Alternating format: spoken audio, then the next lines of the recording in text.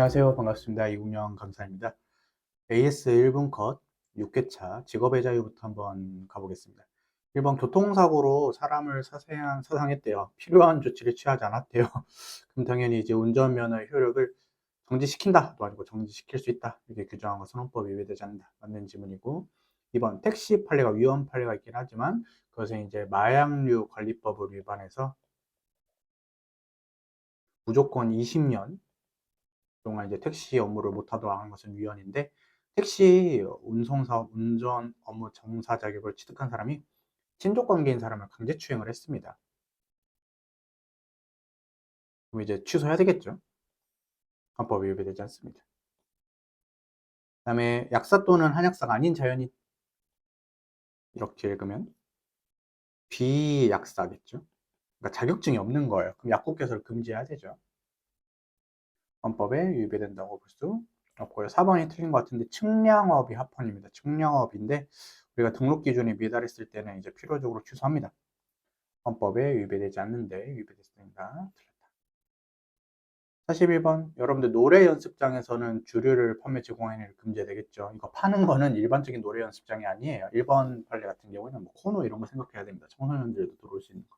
헌법이 위배되지 않고요. 2번 헌법은 직업의 자유를 보장하고 국민의 보건에 관한 국가의 의무를 인정하고 있는데 시도지사들이 한약업사 시험을 시행해야 될 구체적인 자기 의무는 없습니다. 한약업사는 한의사가 아니라 그 한의사 분들이 지은 약을 이제 떼다가 파는 분들인데 이런 것들까지 굳이 필요하진 않다. 그래가지고 무조건 한약업사 시험을 시행해야 되는 것은 아닙니다. 3번 아동학대 관련 범죄로 이제 처벌받았죠. 그럼 이제 우리가 월요일인지 원장 또는 보육 교사의 작업을 취소할 수 있도록 규정하고 있습니다. 헌법이 위배되지 않는 판례. 그다음에 4번은 위헌 판례인데 이제 경찰 시험에서 나왔죠.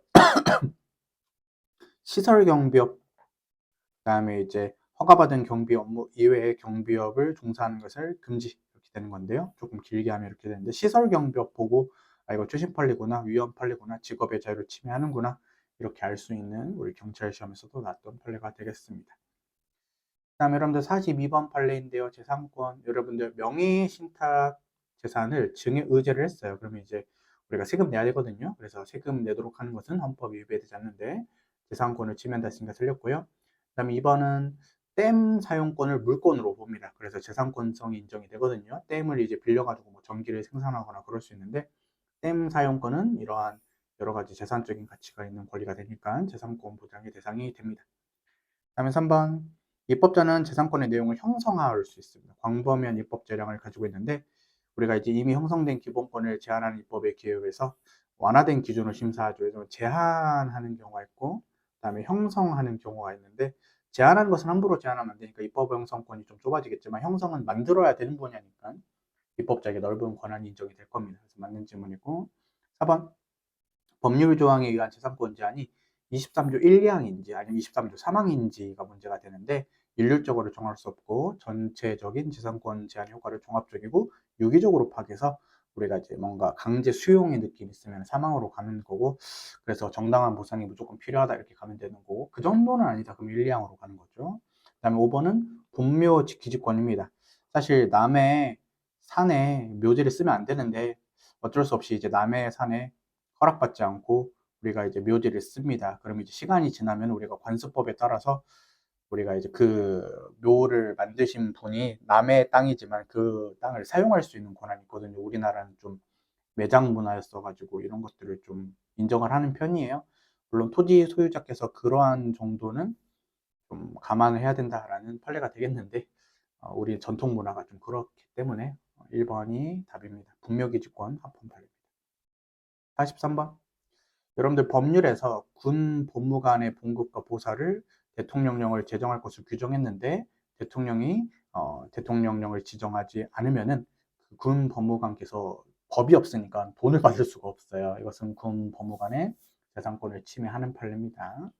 그다음에 2번인데 우리가 최저생계비 부분이 있죠. 이 최저생계비 부분을 넘는 소득은 세금을 내라고 할 수 있지만 우리가 꼭 필요로 하는 소득까지 잉여소득에 대해서는 납세 의무를 부과할 수 있습니다. 여러분들 우리가 최저생계비를 초과하는 소득에 대해서만 가능하게 됩니다. 세금을 내라는 것은 최저생계비도 못 받고 있는데 세금 내게 하는 것은 너무 지나치죠. 그래서 2번도 틀렸고요. 3번은 맞는 판례 같은데 우리가 유족급여 수급권의 대상을 19세 미만으로 하고 있다. 왜냐면 이제 성인이 되면은 생활 능력이 있으면 이제 우리가 좀 스스로 돈을 벌어라 이거예요. 그다음에 4번에 환매권의 발생 기간을 제한하고 있는데 우리가 이제 틀린 질문을 일단 고르셔야겠죠. 3번이 옳은 문제니까. 우리가 일단 위헌 판례이긴 해요. 근데 위헌성이 환매권의 발생 기간을 제한한 것? 그러면 이제 언제든지 환매권을 행사할 수 있게 하라? 이거 아닙니다. 이게 아니고 환매권의 발생 기간을 제한할 필요는 있습니다. 필요는 있는데 그게 너무 짧다. 그게 위헌인 거예요. 그래서 환매권의 발생 기간을 제한한 것이 아니라 환매권의 발생 기간을 제한할 수 있습니다. 몇 년 이내에 이렇게 제한할 필요는 있는데 10년으로 규정된 게 너무 짧다라는 판례이기 때문에 좀 생각해 봐야 되는 판례가 되겠죠. 그렇습니다. 그 다음에 44번인데 여러분들 우리가 유효투표수의 100분의 10 이상 15 미만은 반액으로 한 것은 헌법에 위배되지 않거든요. 비교되는 판례가 있어요. 그 유효투표 총수의 100분의 15 이상을 받게 되면 전액이어야 되거든요. 다 돈을 돌려줘야 돼, 기타금을. 근데 이거 최근에 이제 학교에서 반액 반환으로 한 것은 위헌 판례가 있습니다. 이거는 100분의 10 이상 15% 미만까지는 반액이 맞아요. 근데 100분의 15를 받았는데도 반액으로 한 것은 위헌입니다. 그 다음에 2번 헌법 제23조 3항은 재산권 수용의 주체를 한정하지 않고 있기 때문에 수용의 주체를 꼭 국가가 해야 되는 것은 아니다. 민간 기업도 여러분들 우리가 많이 한다 그랬죠. 3번은 이제 여러분들 우리가 경유차인데 경유를 연료로 사용하는 자동차는 우리가 부담금을 좀 내야 됩니다. 왜냐하면 경유가 좀 더 환경 오염이 있다고 해요. 헌법이 위배되지 않고요.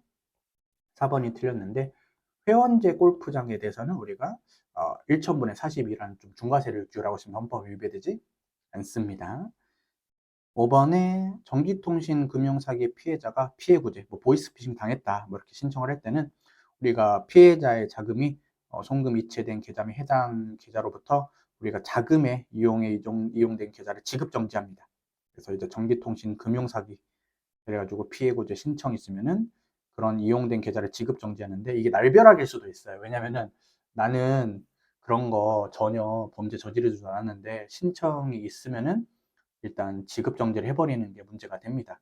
하지만 피해자를 구제하기 위해서는 어느 정도 합헌인 것 같아요. 그래서 부작용이 조금 있는 사례인데 취지상 헌법 위배되지 않으니까 이렇게 보이스피싱 이런 피해자가 신청했을 때 이용된 계좌는 지급 정지하는 것은 헌법 위배되지 않습니다. 맞는 지문이죠. 4번, 4번.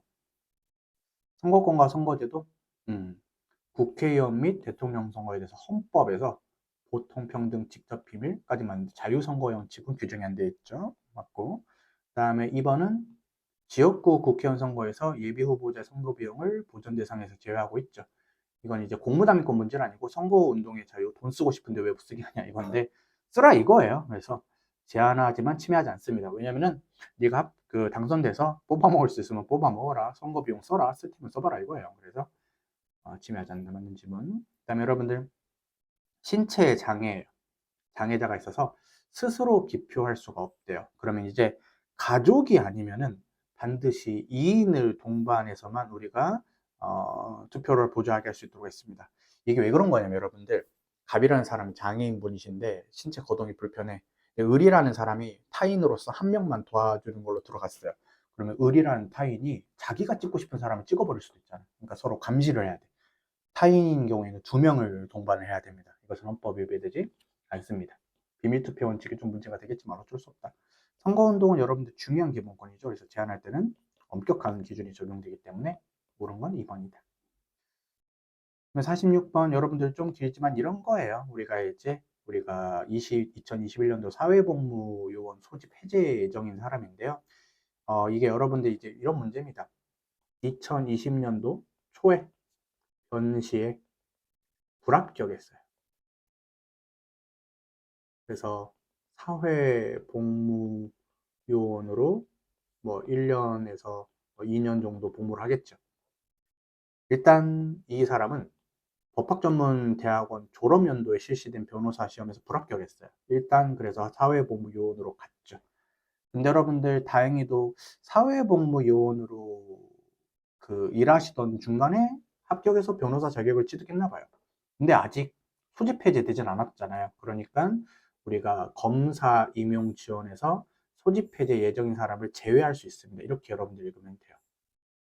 아직 소집 해제 되진 않았으니까 소집 해제 된 다음에 이제 신청하시라 이거죠. 그래서 지매하지 않는 판례다. 별거 아니에요, 여러분들. 그다음에 우리 비위 공무원 경찰학에서도 배우죠. 그래서 감봉 처분을 받을 때 12개월 동안 승진 임용이 제한이 되죠. 헌법이 위배되지 않습니다. 일단 1번이 답일 거고요. 그 다음에 3번 우리 공직선거나 교육감 선거 나갔을 때는 선거일 전 90일까지 교원직을 그만둬야 됩니다. 헌법이 위배되지 않고요. 최근에 나왔던 판례고 서울교통공사의 상근 직원은 일반 근로자에 가깝죠. 그래서 공무원 성격이 좀 떨어지고요. 서울 근로자의 상근 직원 일반 근로자에 가깝기 때문에 우리가 서울교통공사의 상근 직원, 말단 직원도 무조건 선거운동할 수 없도록 일률적으로 금지 처벌하는 것은 표현의 자유를 과도하게 제한하죠. 그래서 이게 이제 비슷한 판례가 시설관리공단이 있고요. 똑같이 경선운동할 수 없도록 일률적으로 금지 처벌하는 것은 위헌의 판례가 있습니다. 다음 1번. 여러분들 공무원은 기부금, 이 기부금이라는 게 이제 불쌍한 분들 자선 사업이 아니라 공직선거 후보자들 위해서 이제 돈을 좀 모아달라 이건데 이것은 여러분들 모든 공무원의 기부금 모집을 금지해야 되겠죠. 헌법이 위배되지 않습니다. 그리고 침해하는 것이다. 틀렸죠. 죄송합니다. 다음 2번. 사실상 노무에 종사하는 사람 중에 한해서 근로상권 인정하고 있죠. 헌법이 위배되지 않습니다. 모든 공무원들에게 다 인정할 수는 없고 사실상 노무에 종사하는 것을 우리가 기준으로 하고 있다. 3번. 공무원의 정당 가입이 허용된다면 좀 정치적인 행위가 직무내의 것인지 직무외의 것인지 구분하기가 어렵다. 그래서 여러분들 우리가 공무원의 정치적 중립성에 대한 국민의 기대와 신뢰가 유지되기 어렵기 때문에 공무원의 정당 가입을 금지하는 게 합헌이 되겠죠. 4번. 직무의 내외를 불문하고 우리가 좀 조심해야 되겠죠. 공무원들은 징계 사유가 됩니다. 헌법이 위배되지 않습니다. 그래서 항상 술 한잔 할 때도 조심해야 되겠다. 청원권 같은 것을 보고 이제 마지막 하죠. 우리 청원서에 일반인 대항 공개일 때 100명 이상의 찬성받고 그다음에 국회에서 청원할 때는 10만 명 이상의 동의를 받아야지만 우리가 이제 국회 청원에서 이제 한번 심사를 해주는데요. 까다롭다고 볼 수 없습니다. 그래서 청원권을 침해하지 않습니다. 그 다음에 2번 국가유공자가 우리가 기능직 공무원으로 유명해 주세요라고 청원을 합니다. 근데 여러분들 우리가 취업보호 대상자의 기능직 공무원 채용비 의무 비율 규정이 있어요. 근데 여러분들 이것도 시험을 봐야 되죠. 아무리 국가유공자라 했었을 때 무조건 임용이 되는 게 아니에요. 만약에 무조건 임용이 된다? 그러면 청원을 했었을 때 구체적인 신청권이 있다고 볼 수 있겠지만 결국 기능직 공무원, 국가유공자, 취업보호 대상자, 의무 채용 비율이 있는 거지 그 사람을 무조건 뽑아야 된다라는 건 아니죠. 그래서 이런 경우에는 구체적인 신청권이라고 볼 수가 없습니다. 이 사람도 결국 시험을 봐서 정당한 경쟁으로 들어가야 되는 것이지 무조건 나 뽑아달라라는 구체적인 신청권을 가지는 것으로 볼 수는 없습니다. 3번은 그냥 조문이에요. 다수 청원인이 공동으로 청원할 때는 처리 결과를 통지받을 3명 이하의 대표자를 선정해야 됩니다. 헌법에 위배되지 않고요. 다음에 4번 법령에 따라 행정권한을 가지고 있거나 행정권한을 또는 위탁받은 법인 또는 단체 이제 공무수탁 사인이죠. 공무수탁 사인에 대해서도 여러분들이 청원할 수 있습니다. 그래서 틀린 지문이 되니까 국가기관만 하는 거 아니에요. 지방자치단체도 되고 국가기관도 되고 그다음에 공무수탁 사인에 대해서도 청원할 수 있습니다. 조문상 그래요. 3번이 답이 되겠습니다. 1번 컷 이번 회차는 여기서 마무리 지을 거고요. 그 다음에 49번에 재판 선고권부터 다음에 계속 연결해서 볼 수 있도록 하겠습니다. 오늘도 고생 많으셨습니다. 고맙습니다.